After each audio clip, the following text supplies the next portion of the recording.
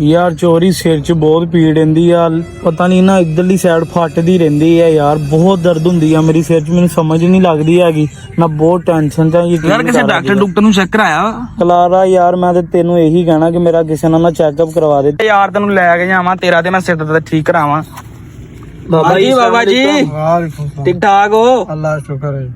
ਬਾਬਾ ਜੀ ਸਿਰ 'ਚ ਦਰਦ ਨਹੀਂ ਮੁੰਡੇ ਦੀ ਜਾਂਦੀ, ਮੈਂ ਕਹਿ ਕੇ ਲਿਆ, ਮੈਂ ਕਿਹਾ ਬਾਬੇ ਨੇ ਇੱਕੋ ਗੋਲੀ ਦੇਣੀ ਹੈ ਤੇ ਠੀਕ ਹੋ ਜਾਏਗਾ।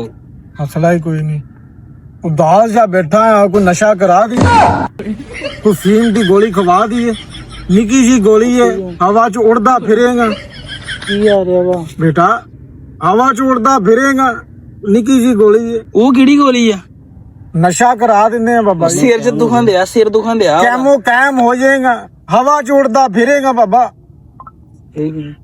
ਦਵਾਈ ਆ ਬਾਬੇ ਦੀ। बाबा ये दवाई? हाँ जी।